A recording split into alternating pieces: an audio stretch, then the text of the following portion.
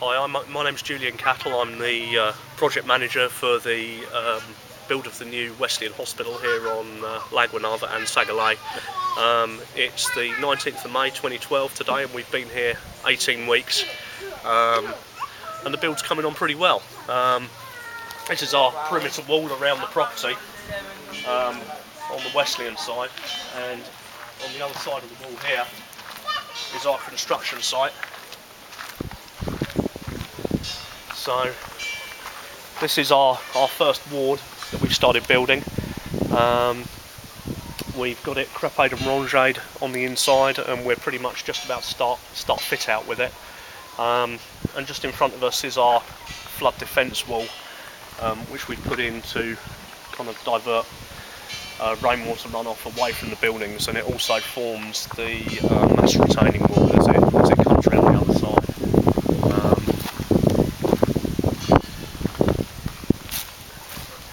What we're going to do is grass over this area here so that it has some amenity value to the hospital with the trees and shade and water as a little seat, and hopefully that'll have some amenity value to the hospital in the finished condition.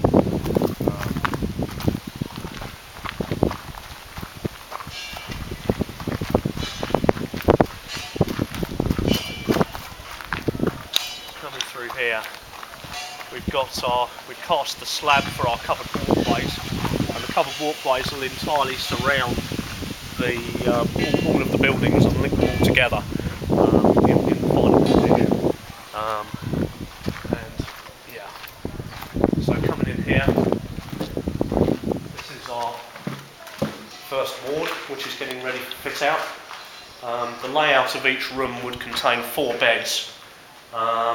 And there are 6 bays in total, so it's a 24-bed ward, this one, which is a general ward. Right down at the far end we have an infectious diseases unit where each of the rooms is separately partitioned, but beyond that each of the wards is open as we see it now. We've got it all ready now for electrics and plumbing to start, so we're holding off boarding the ceilings until we get that underway. The water provision will be from our own well, which was drilled for us by Haiti Outreach and is now all plumbed in and working and everything else. So it's slightly saline, but it'll be good for showers, toilets, washing floors and things like that. And then we will have a clean drinking water provision provided by Wish. So yeah.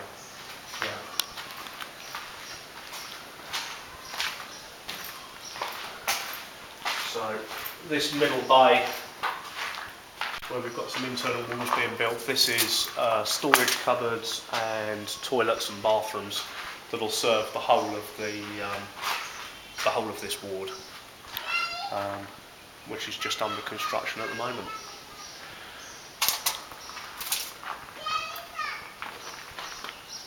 Okay. So in front of us is our second ward, which is exactly the same footprint as the one we've just walked through, but the last 3 rooms in this one are private rooms, which forms a good income stream for the hospital. We are fully boarded on the roof and about to start putting the tin on the roof and everything, and we've also been making up our gutters to catch the rainwater as it falls, which we're going to be running into a 100,000 gallon storage tank, just to prevent runoff and further damage to the roads and infrastructure around the buildings.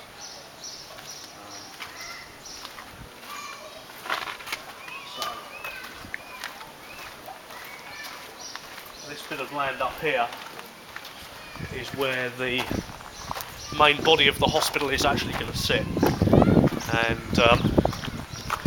very kindly Wish have been over with their backhoe recently and helped us to clear the land on this side and stockpile the topsoil, but basically the layout for this is we can see the timber batter boards, and that's the main corners of the main body of the hospital, and it starts off with the entrance and accident and emergency and x-ray, and then into maternity, pre-op and post-op assessment, and then the 2 operating theatres. Now the big hole in front of us now, that's the hospital basement, and that's all been hand dug, and we've been on that now for a little over 10 weeks, I guess, digging the basement there, and it's also formed all the fill material to you know, fill in the wards and everything else, because we're on a relatively steep slope here. That basement will contain the morgue, the laundry room, the batteries for the solar panels, and pretty much all of the workings of the hospital.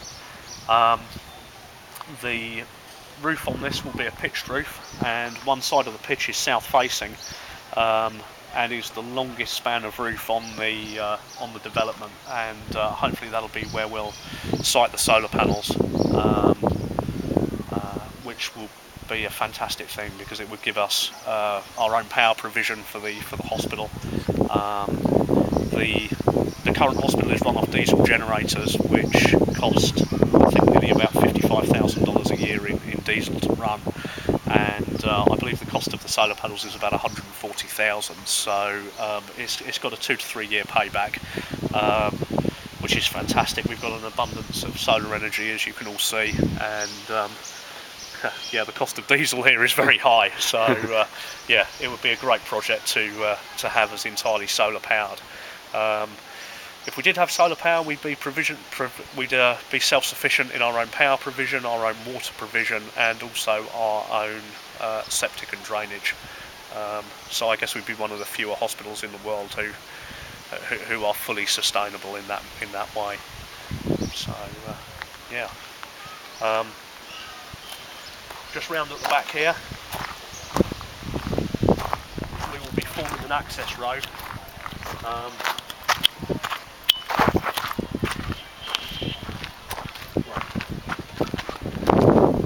You can see we've been collecting the rock from our own excavations, which is a pretty useful construction material over here, and is actually the rock we're using in our retaining wall and flood defence wall. So that's a free resource that we have available to us here. In fact, it struck me the other day that we are now 18 weeks on site and we haven't used a single skip. And predominantly there are no skips available here, but also we've actually produced practically nothing that hasn't been recycled or gone back into the building. What define skip for me? 8 cubic yard dumpster. I see. So in the UK, on a building site of this size, you'd probably go through about 16 yards a week of rubbish. I see. And here our rubbish has been absolutely at a minimal. Even our offcuts of wood for the, you know, from the roof and whatever else we've been doing is taken away and used by the local baker, and he fires his ovens with our timber offcuts that are no good to us for construction. Pretty much all the soil we've dug out we've reused on the site as backfill, and all the rocks we've dug out we've you know, used in the construction as well. So topsoil has been stockpiled because that's a scarce provision here on the island, and any trees that have been cut down, that have been necessary to cut down, have been used by the local population for charcoal, which is their predominant energy provision, as most don't have electricity or gas. So yeah. Just down at the back end here, behind us, where all these piles of dirt are, we can see our new vehicle gate, which we've just had installed, and that vehicle gate will be access for to the back of the hospital to service the laundry and morgue and areas like that that aren't essential to coming through the front entrances. Yeah, I think that's pretty much it.